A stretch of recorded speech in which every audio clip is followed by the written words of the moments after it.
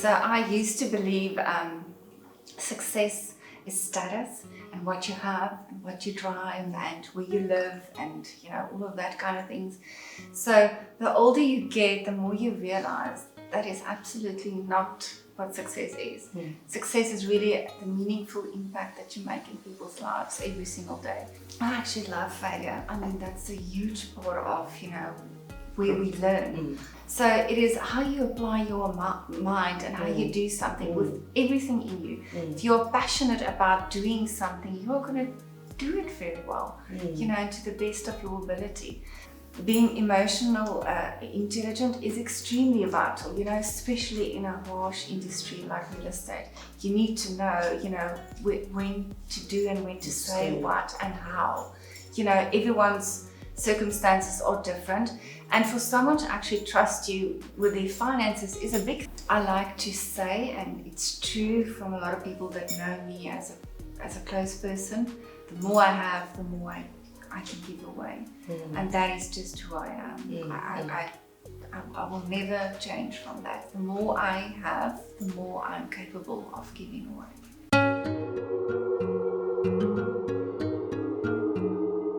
Sanbonani, hello, hi, and welcome to the Top Woman podcast, a show where we take an in-depth, behind-the-scenes look into some of the powerful women that South Africa has produced thus far. Today, I am sitting with another beautiful and amazing queen who has revolutionized the way we look at property dealings. The one and only Rene Bekker. Hi, Rene. How are you? Well, thanks. How are you? I'm great, thank you. First and foremost, I wish our viewers at home could see the amazing space that we're in today. I definitely trust you with anything property matters. So first and foremost, I want to find out. We see the deals, we see the principal, the founder title that you carry. I want to find out, who is Rene without the titles? Just a normal, everyday person, a normal person that you'll find on the street. I'm absolutely a normal person, like everybody else. So no titles, no fancy things, none of that. But I'm very compassionate. I'm an extremely compassionate person. So I love people, love dealing with people, love helping. So that is really, really who I am. And do you think your love of helping people and working with people, because first and foremost, your personality is so warm, like it feels like a hug just sitting here next to your aura. Do you think that personality is what actually led you to the field that you're in today? Yeah, I would definitely say that. That is true. I mean, all my life I've been in a people industry, my insurance background, real estate. So insurance, it's always been people, so definitely that is my most important skill, is the way that I can deal with people and make them feel my presence. So, and I think that's really needed in your field, because it's a lifetime commitment, honestly. So you based here in Richards Bay. Do you think there's a certain age that you have coming from Sizzle City that makes it a bit different? Say you were based in the big cities of Sandton or someone in Mhlanga. Why Richards Bay? Why settle in Richards Bay? So that is a long story. I've been in Richards Bay for a long time, going on 32 years. So that's been a long time here. So we moved here when I just got married. So I've been here a very long time. I love Richards Bay. I mean, it's a platteland dorp. Yes. So I fit in with the community and our people. So I don't think that will work for me elsewhere. I'm hearing you speak, Rene, and I'm confused because I'm trying to do the maths that you've been here when it's been 32 years. So I was thinking you're going to say when you were in primary school you arrived here, because you look drop dead gorgeous. I am jealous. After this, we definitely going to have a few secrets and you tell me how you keep it going. But on a serious note, you're in property. Do you think there's anything that sets aside the females in this industry, especially in KZN, and it's whispers that are not spoken about in public, but when you sit with yourself, you realize that there is a certain hardship that the females, especially in KZN property, deal with? 100%. So overall, real estate is a very tough industry to be in. You know, a lot of people might think it's very easy. It's really one of the toughest industries I've ever been in. So, and I think especially for women, because we bring something else, you know, to the table. It's more of a softness and more of that compassion. So I think in this industry, because it's so tough, you know, it kind of takes away a lot from a female, and especially entrepreneurship, because that is what real estate really is for everyone, you know, not just specifically for me owning an agency. All estate agents out there, you know, it's an entrepreneurial skill, and it's very challenging and very tough, you know, so yeah, definitely. I want to start where a lot of people would want not to go there, or a topic they'd avoid. So, what did you believe in your early 20s about what your life would be, what you would be, what would you achieve, that now you sit down now and you're like, hey, Rene, little Rene, you were wrong? Yeah, so there is a lot of things. So I used to believe success is status, and what you have and what you drive and where you live and, you know, all of that kind of things. So the older you get, the more you realize that is absolutely not what success is. Success is really the meaningful impact that you make in people's lives every single day. Yeah, I don't think I've ever reached success. You know, to me, it's an everyday living experience, and it is where you meet people right where they are at, you know, at their life. Because real estate, you know, gives you that. You know, you meet people that owns a 20 million rand property, and then you meet people that owns a 1 million rand property, and the dynamics is completely different. So there's a lot of things that I could think, you know, when I was 20 and what I thought life should be, you know, and what it turns out to be is vastly different. Rene, I want us to take a step back now, because I'm trying to understand you now understanding the difference between 20 million rand houses to 1 million rand houses. The conversation around your kitchen table at home. What was the conversation around money, work ethic, success? So your life was very different back then, you know, but hard work, that was definitely instilled, you know, in our household, that's for sure. But the dynamic were completely different, you know. If I look back, you know, it was one parent income, you know, and the other, my mom was just, you know, holding the house, and she never worked, you know. That was completely different in today, you know. Today it's both parents work, you know, both parents run the household. So you're completely different, but what was definitely instilled was hard work, you know. We were taught that nothing comes easy, you know. You work for what you want. You know, if you want a better life, you've got to create a better life for yourself. So that is definitely where I come from. And I think that, so you understood the softness of being a stay-at-home mom and wife, but also the grit of working hard, you know. So I want to just do this quickly. You've been in insurance, you've been in marketing, you know, in real estate. Let's go back again. Do you remember the first thing you ever sold? How did you feel about that? Yeah, I often tell this story because my dad used to say that I can sell ice to an Eskimo. He never really understood that phrase, but very well understand it today. So it was raffle tickets. So I was always the top salesperson when it comes to selling anything at school. But again, you know, it was that dynamic of your understanding of people and feeling their energies right where they're at. So I could actually do that as a child, you know, feel where people are at and convince them, you know, to purchase something that they don't actually need. So that is where that comes from. So instead of 1, maybe 2, 5 tickets. 100%, yeah. But it's, you know, it's a way that you have with people, you know, and it's just that, meeting them exactly where they are at in their lives. Yeah. Okay. So I wanna find out from you now. You know, in entrepreneurship, you fail only to succeed, you know. And you were in all these other spaces, which is your marketing, which is in your insurance, and before you found properties. Is there anything that you might have not fully succeeded in those careers that you now have implemented where you are now? Yeah, so I actually love failure. I mean, that's a huge part of, where we learn. I used to believe that, failure is just not an option. So you do your level best at anything. So anything I do, I mean, I've been a waitress before and I've done it, exceptionally well. I've been in the insurance and I've done that exceptionally well. So it is how you apply your mind and how you do something with everything in you. If you're passionate about doing something, you're going to do it very well, to the best of your ability. So, I wouldn't call it failure.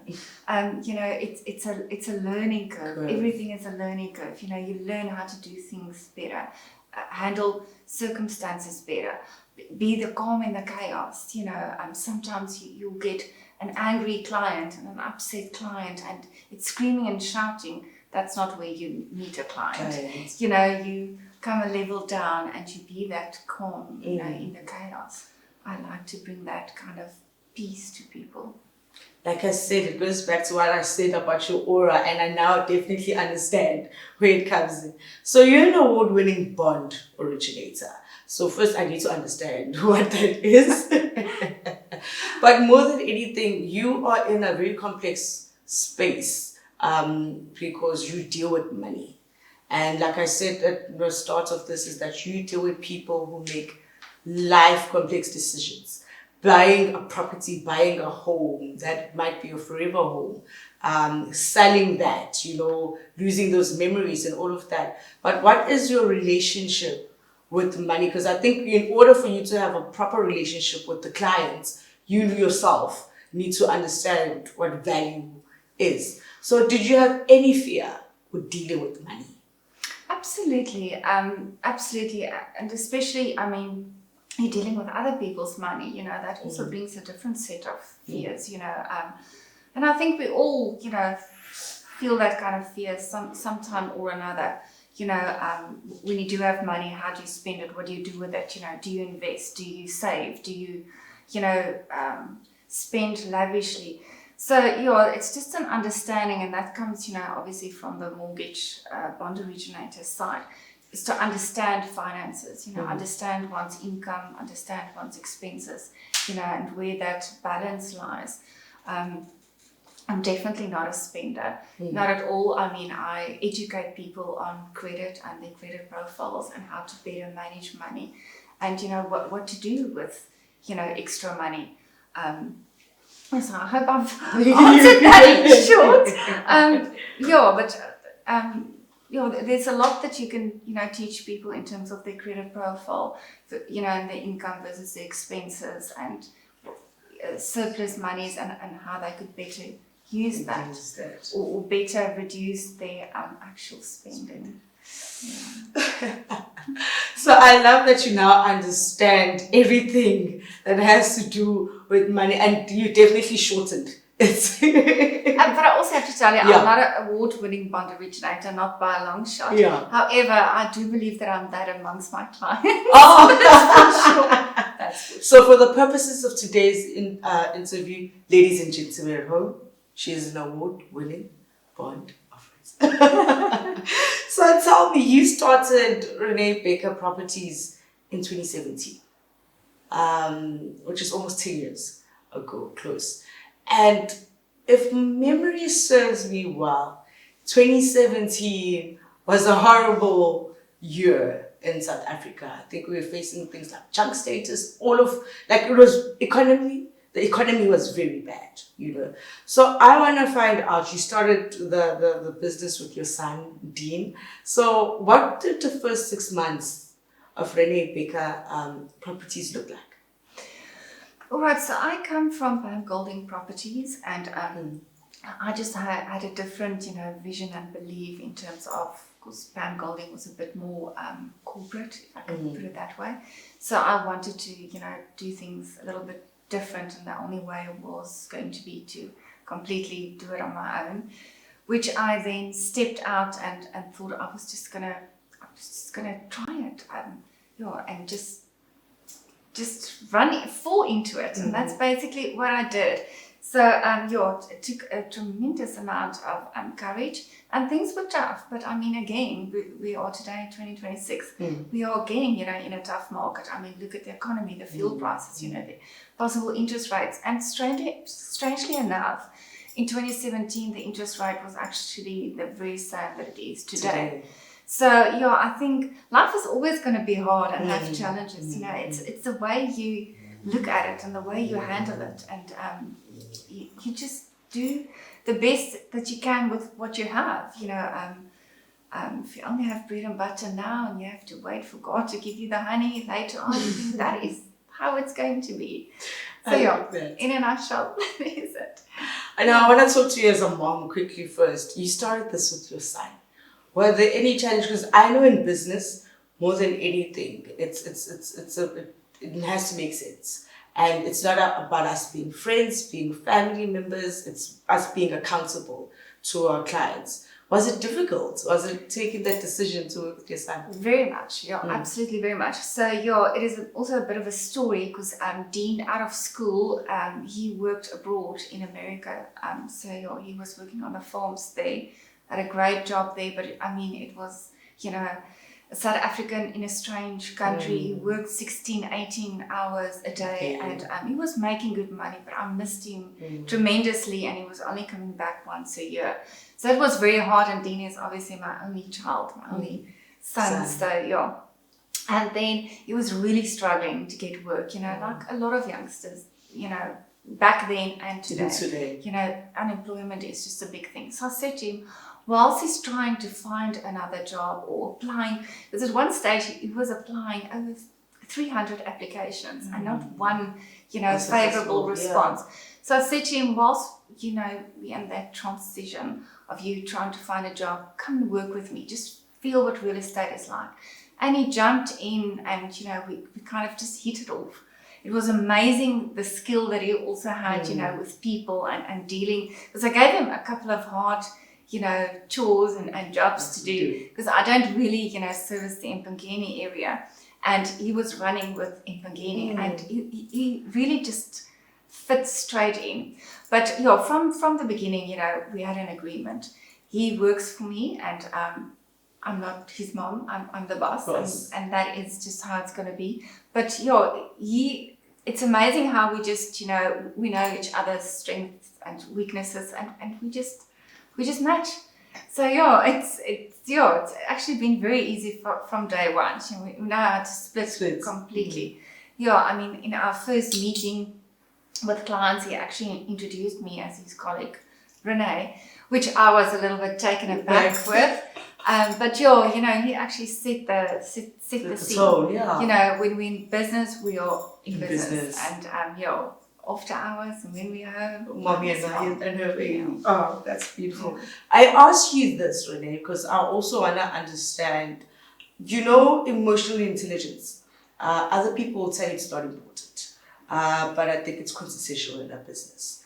On that same note, having empathy. So the reason I'm asking you this, I want us to look at emotional intelligence.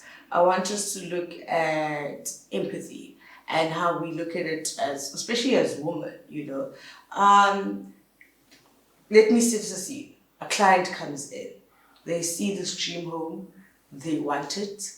Financials aren't looking great. He says they can try to do something. Say they can try and work it out, but so when do you know that emotionally I can try and see what we can squeeze in, I can try and have a conversation with the owners, let's do something, and when do you know it's time to walk away?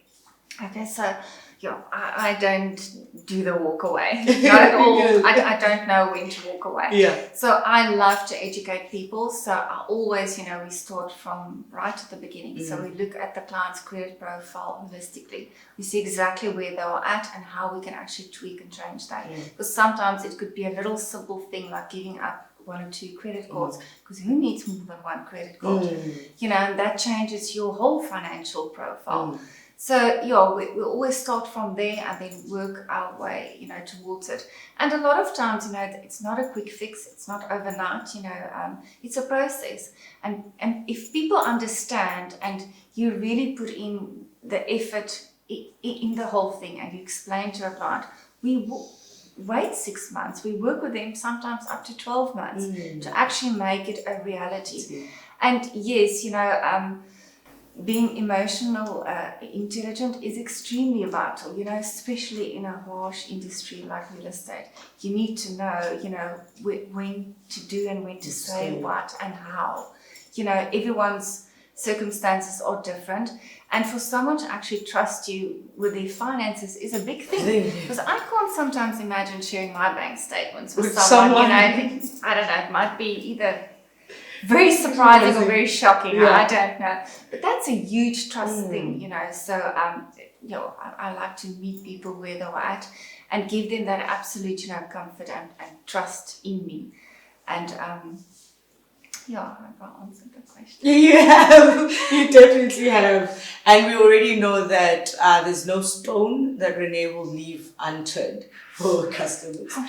I just want to get into now. There's a lot of sacrifices that you have to make. Can you recall any major sacrifices or things that you have lost in your journey as an entrepreneur? I think time. Time is just not on our side. Yeah. Because it always feels to me the older one gets, the quicker time just goes. So, it's time. Time is probably our most valuable commodity. It's something that you can't exchange. But, everything I've done up until now, I will do it all over again, So, sometimes wish I can turn back time or just have a little bit more of it.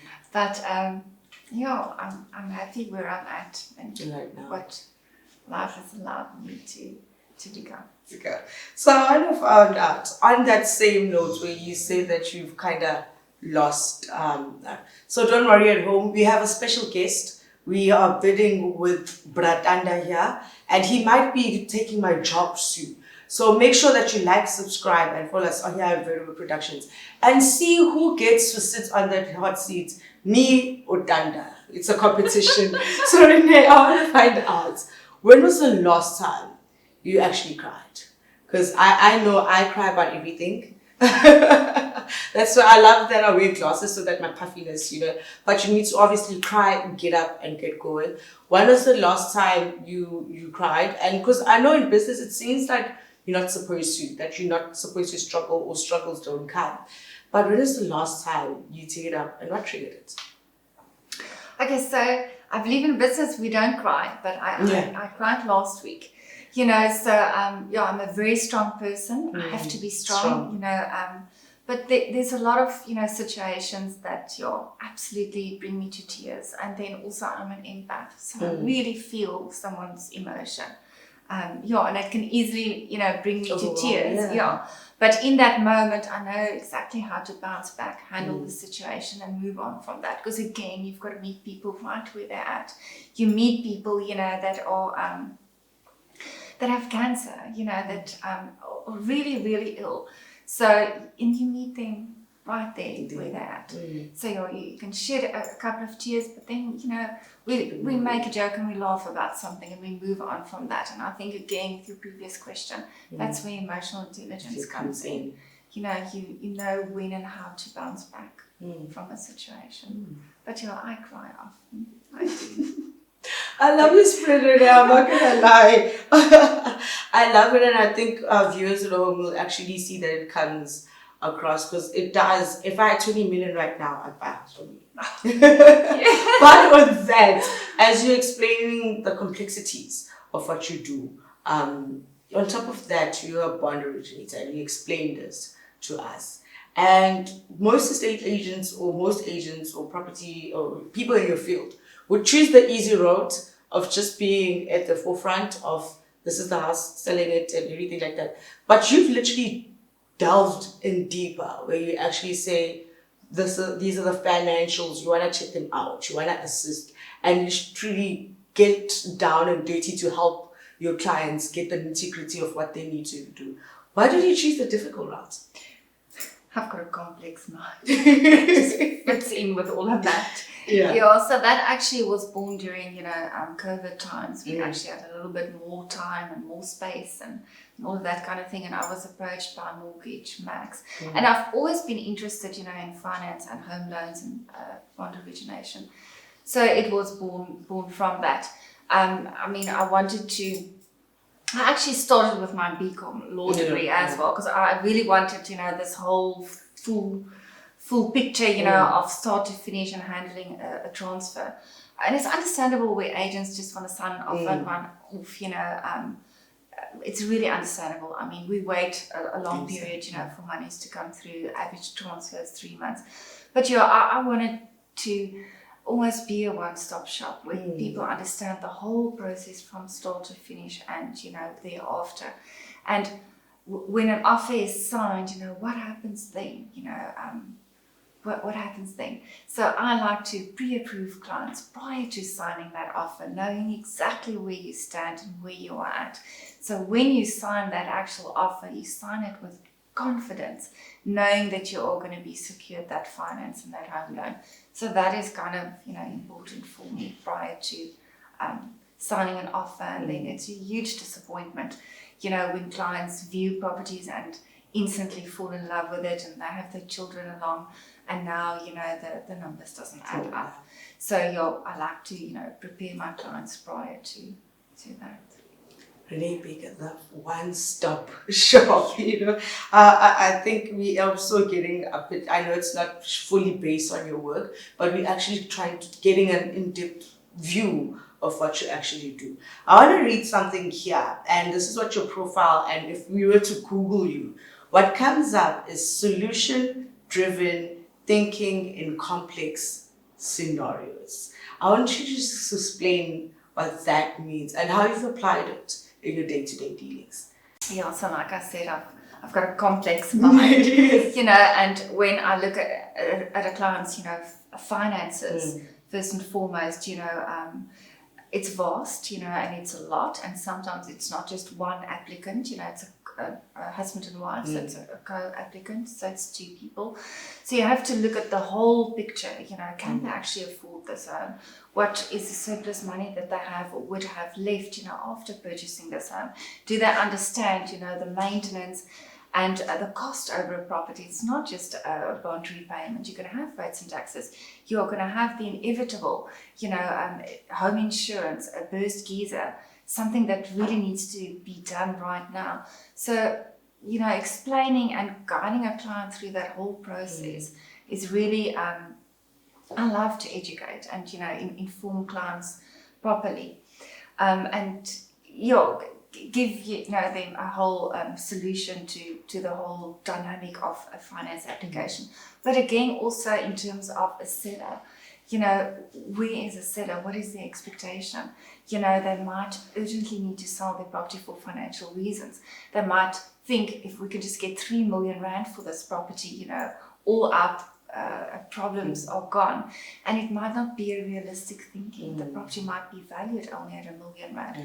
So it's walking that path with someone. But there's always a plan, there's always a solution, and I can try overthink and not stop, and sometimes I can have a light bulb moment 11 o'clock at night, thinking this is how I can do it. Now I understand why you actually won Businesswoman of the Year.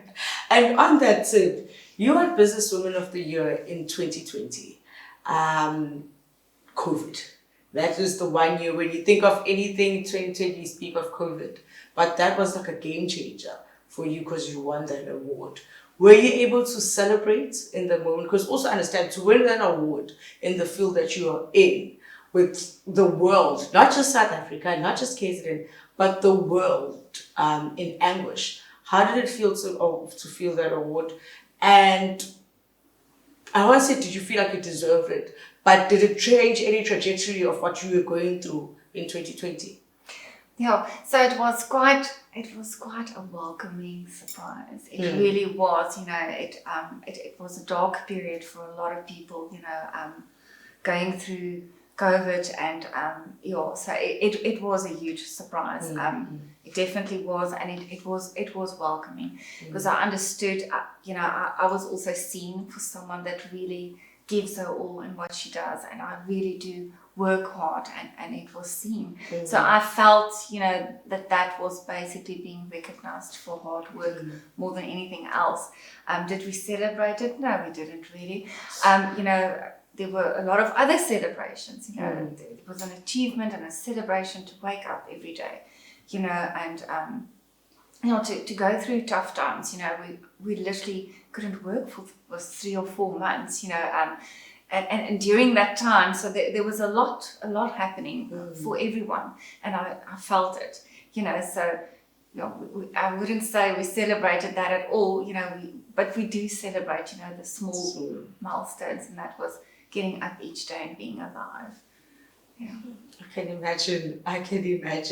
But congratulations once again. It's the one thing I always say about awards, that does not matter which year you won it in, it is a lifetime achievement. And I just want to come to talk to you about entrepreneurship now as a whole, especially now that we looked at you winning Business Woman of the Year. It's a lonely journey at times. A lot is required from you. You've got mouths to feed, you've got people under you need to take care of, you've got your clients that you need to make sure are serviced well. And it can be tolling, it can be heavy. Who does Rene go to when it gets a bit too heavy? Yeah, so I think a lot of people would know entrepreneurship is a lonely path. You put everything you've got into heart and soul. But I like the quietness. So I find solace in silence. So early mornings, and I'm not an early person by any means whatsoever, but I like the quietness in the early mornings and also late evenings. And then obviously I love thunder. That's been introduced earlier on. So you're my emotional support dog. So he's really, you can just feel his presence, And I love animals. And then my favorite place to visit is the SPCA. So when I feel I need a little bit of a reset and a recharge, I go there. Yeah. Now you said he's your emotional support dog, so I can't steal him, so it's fine. Just for that, Rene, you can keep that. So I want to just find out, do you think success has changed you in any way? Because let's be honest, some people will say, listen, back in the day, I couldn't afford this. If I was craving this, I couldn't get it. Are there any decisions that you've made to prove other people that you can? And you'd be like, well, I can buy this, I can afford this. Or is money to you and success just a part in life and nothing that you actually need to prove to anyone? 100%. Never. Never. I'm a very humble person. I come from humble beginnings. I've got stories to tell that will make people cry, that's for sure. I like to say, and it's true from a lot of people that know me as a close person, the more I have, the more I can give away. And that is just who I am. I will never change from that. The more I have, the more I'm capable of giving away. And that's what I do.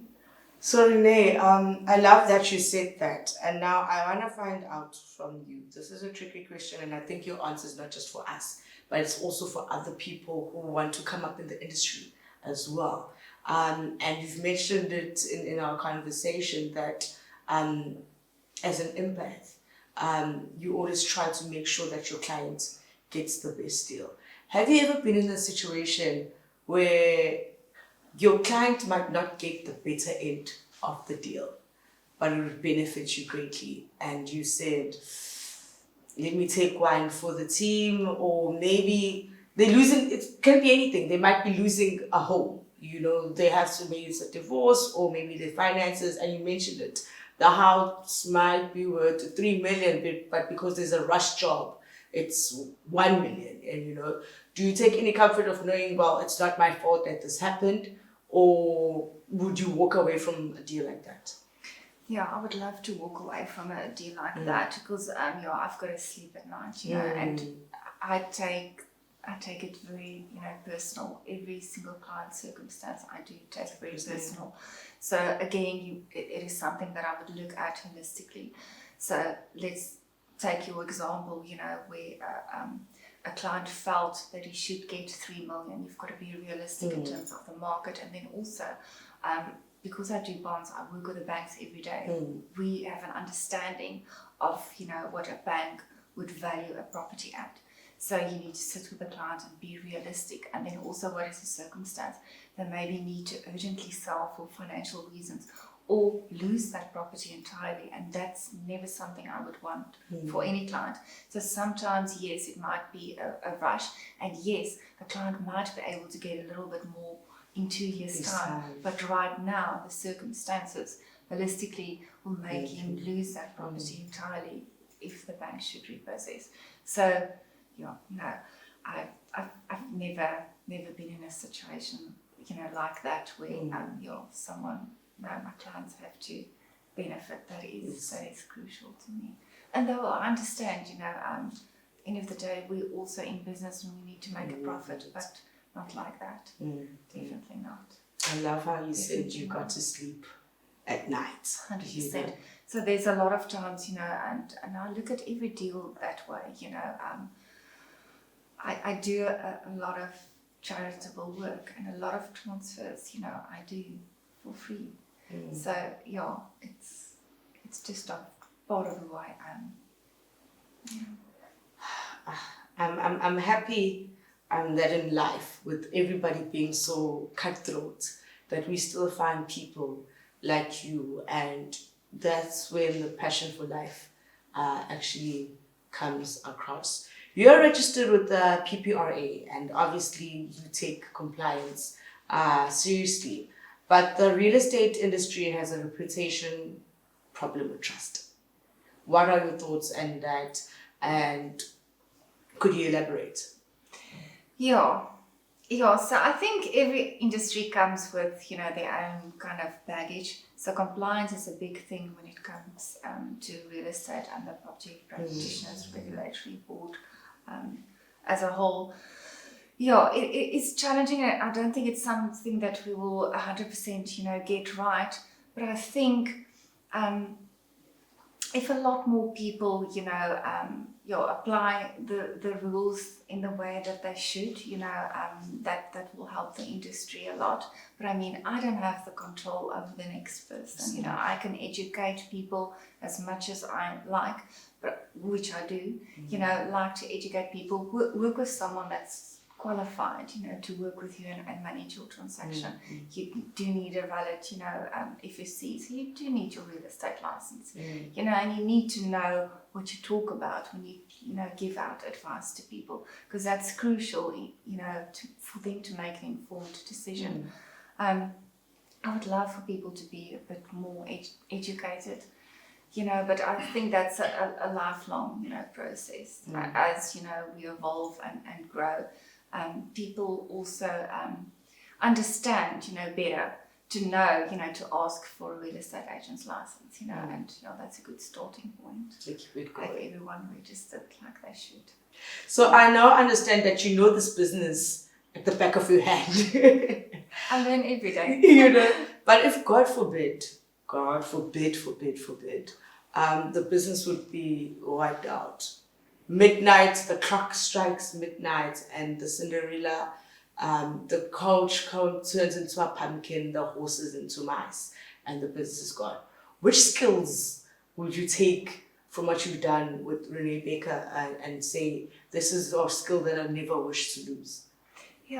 I think that's your people skills, that's your deep understanding that I have for people and circumstances.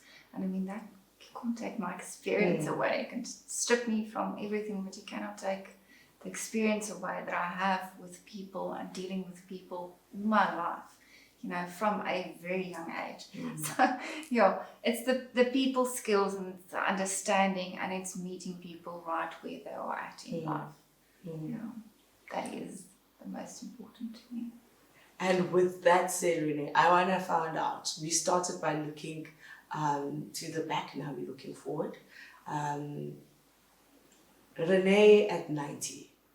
She's sitting on an armchair on the outside. Danda's babies are probably and grandbabies. And he's lounging right next to you. And you look back at your life. What would you want to be remembered for outside of the title of founder and director or principal of Rene Bekker Properties? But what is a legacy that you'd love to live for the world?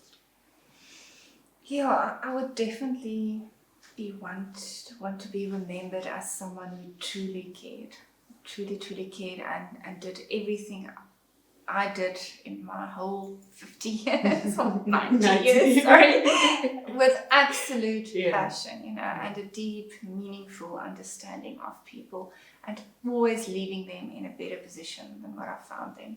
So yeah, if that could be my legacy, I will be happy. I have a feeling that it will. Thank you so much, Rene. What a beautiful conversation, girl. What a beautiful sit down. But more than anything, I only wish you and your business the best. And may your spirit always live forever and your aura be forever inducing. Thank you. Ladies and gentlemen, that was Rene Bekker. And yes, Tanda. Yes, you see, he's trying to steal my thunder. Ladies and gentlemen, that was the beautiful Rene Bekker with a beautiful spirit at that. I definitely felt at home, which is it's not surprising because obviously she deals in properties as well. Ladies and gentlemen, this was the Top Woman podcast. And again, thank you so much for making sure that you subscribe, you watch, and follow us here at Vertigo Productions. Today's show is proudly driven by Midway Motors.